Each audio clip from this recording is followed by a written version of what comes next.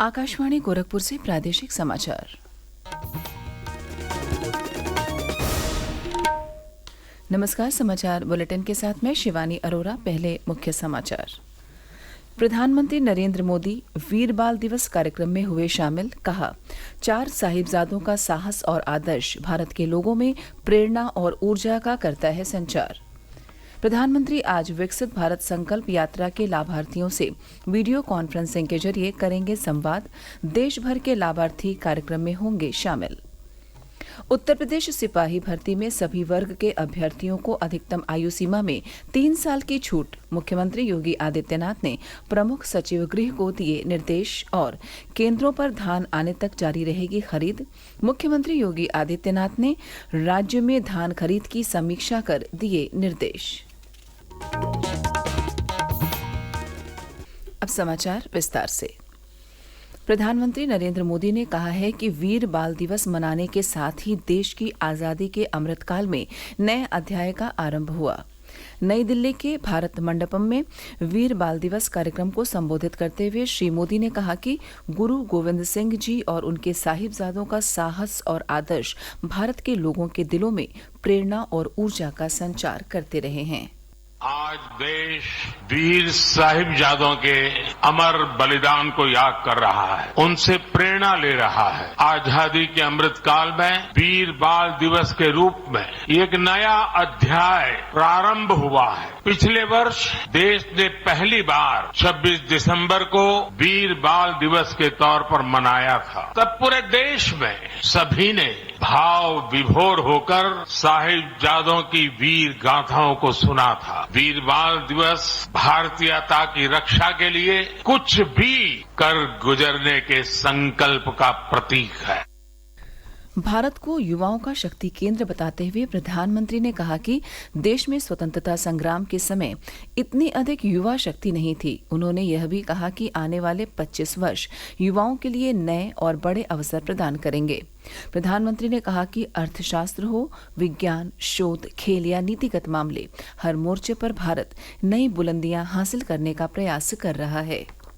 आज पूरी दुनिया भारत भूमि को अवसरों की भूमि उसमें सबसे प्रथम पंक्ति में रखता है। आज भारत उस स्टेज पर है जब बड़ी वैश्विक चुनौतियों के समाधान में भारत बड़ी भूमिका निभा रहा है। अर्थव्यवस्था हो, विज्ञान हो, अनुसंधान हो, खेल हो, नीति रणनीति हो, आज हर पहलू में भारत नई बुलंदी की तरफ जा रहा है।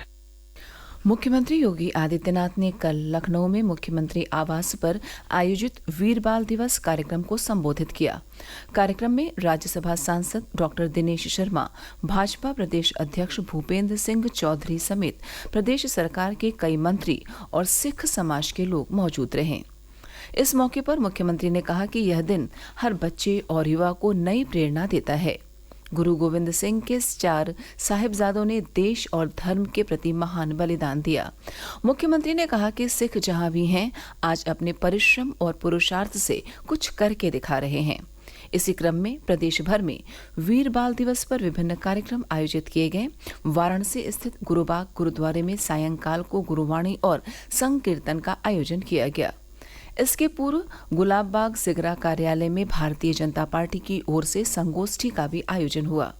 प्रदेश सरकार के राज्य मंत्री डॉक्टर दयाशंकर मिश्र दयालु ने कहा कि बच्चों की इतनी छोटी उम्र में पूरी दुनिया में शायद किसी ने शहादत दिया हो। यह दिन पूरे भारत के लिए, हम सब के लिए एकदम अलग दिन है।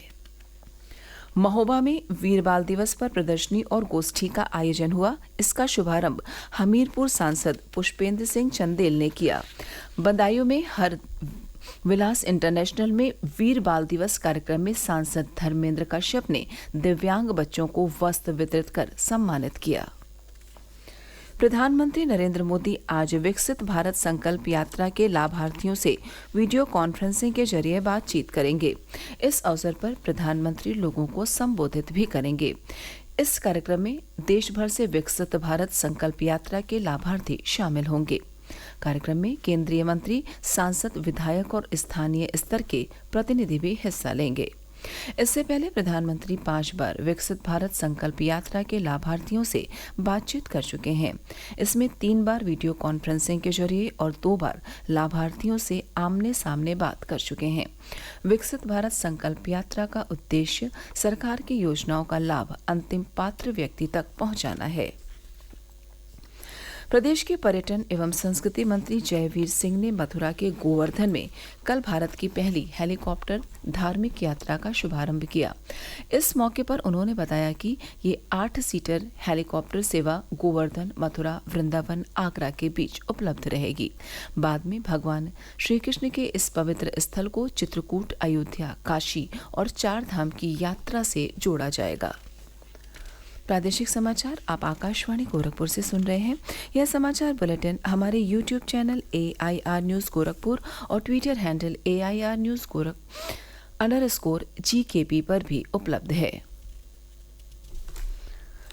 मुख्यमंत्री योगी आदित्यनाथ ने उत्तर प्रदेश पुलिस में आरक्षी के 60,244 पदों पर भर्ती के लिए आवेदन की प्रक्रिया शुरू होने से पहले अभ्यर्थियों को बड़ी राहत दी है। मुख्यमंत्री ने सामान्य वर्ग के अभ्यर्थियों की आयु सीमा में 3 वर्ष की छूट प्रदान किए जाने की मांग को गंभीरता से लेते हुए सभी वर्ग के अभ्यर्थियों को अधिकतम आयु सीमा में 3 वर्ष की छूट प्रदान किए जाने का निर्देश दिया है। सोशल मीडिया पर संदेश के माध्यम से मुख्यमंत्री ने यह जानकारी प्रदान की है। भर्ती के लिए आवेदन की प्रक्रिया आज से शुरू हो रही है। अभी तक सामान्य वर्ग और EWS के अभ्यर्थियों के लिए आयु सीमा 18 से 22 वर्ष निर्धारित थी, जिसमें अधिकतम आयु को अब 3 वर्षों के लिए बढ़ा दिया गया है। मुख्यमंत्री योगी आदित्यनाथ ने कहा है कि क्रय केंद्रों पर किसानों का धान आने तक समर्थन मूल्य पर धान की खरीद जारी रहेगी। इसके साथ ही धान खरीद के 48 घंटे के अंदर प्रत्येक दशा में किसानों को भुगतान सुनिश्चित किया जाए। मुख्यमंत्री कल राज्य में धान खरीद की समीक्षा कर रहे थे। बैठक में उन्हें अवगत कराया गया कि अब तक 4,21,557 किसानों से 28.17 लाख मीट्रिक टन धान की खरीद कर 5,253 करोड़ से अधिक का भुगतान किया जा चुका है। प्रदेश में 5,204 क्रय केंद्र संचालित हैं, जिन पर लगभग 1 लाख मीट्रिक टन से अधिक धान की खरीद हो रही है। केंद्रीय विज्ञान और प्रौद्योगिकी राज्य मंत्री डॉक्टर जितेंद्र सिंह ने कल लखनऊ में एक जनपद एक उत्पाद एवं विश्वकर्मा श्रम योजना 2023-24 के 10 दिवसीय प्रशिक्षण कार्यक्रम के समापन समारोह को संबोधित किया। यह समारोह उत्तर प्रदेश डिजाइन एवं शोध संस्थान द्वारा आयोजित किया गया। इस मौके पर 1300 लाभार्थियों को प्रमाण पत्र वितरित किए गए। इस मौके पर केंद्रीय राज्य मंत्री ने कहा कि प्रधानमंत्री नरेंद्र मोदी ने PM विश्वकर्मा के जरिए पारंपरिक कौशल को बढ़ावा देने का काम किया है। इस योजना से भारत के कारीगरों और शिल्पकारों को न सिर्फ अपना हुनर दिखाने बल्कि रोजगार के अवसर भी मिल रहे हैं। दौरे के दौरान केंद्रीय राज्य मंत्री की मौजूदगी में संजय गांधी स्नातकोत्तर आयुर्विज्ञान संस्थान और केंद्रीय औषधि अनुसंधान संस्थान के बीच MOU साइन किया गया। यह MOU डॉक्टरों और शोधकर्ताओं के बीच बेहतर संबंध स्थापित करेगा, जिससे प्रभावशाली अनुसंधान और विकास को बढ़ावा मिलेगा। केंद्रीय राज्य मंत्री अनुप्रिया पटेल ने कल मिर्जापुर के परसिया गांव में पूर्वांचल के पहले drone remote pilot training centre का उद्घाटन किया। इस मौके पर केंद्रीय राज्य मंत्री ने कहा कि ड्रोन से अब तक सैन्य अभियान में सहयोग लिया जाता था, लेकिन अब किसानों की उपज बढ़ाने में भी यह मददगार साबित होगा। उन्होंने कहा कि ड्रोन खरीदने और ड्रोन चलाने में सरकार मदद देगी। आगे स्वयं सहायता समूह की महिलाओं को ट्रेनिंग देकर ड्रोन चलवाया जाएगा। और अंत में इस बुलेटिन के मुख्य समाचार एक बार फिर।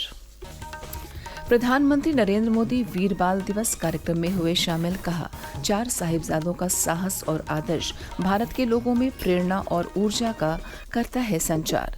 प्रधानमंत्री आज विकसित भारत संकल्प यात्रा के लाभार्थियों से वीडियो कॉन्फ्रेंसिंग के जरिए करेंगे संवाद। देश भर के लाभार्थी कार्यक्रम में होंगे शामिल। उत्तर प्रदेश सिपाही भर्ती में सभी वर्ग के अभ्यर्थियों को अधिकतम आयु सीमा में 3 साल की छूट, मुख्यमंत्री योगी आदित्यनाथ ने प्रमुख सचिव गृह को दिए निर्देश। और केंद्रों पर धान आने तक जारी रहेगी खरीद, मुख्यमंत्री योगी आदित्यनाथ ने राज्य में धान खरीद की समीक्षा कर दिए निर्देश। इसी के साथ प्रादेशिक समाचार समाप्त हुए। नमस्कार।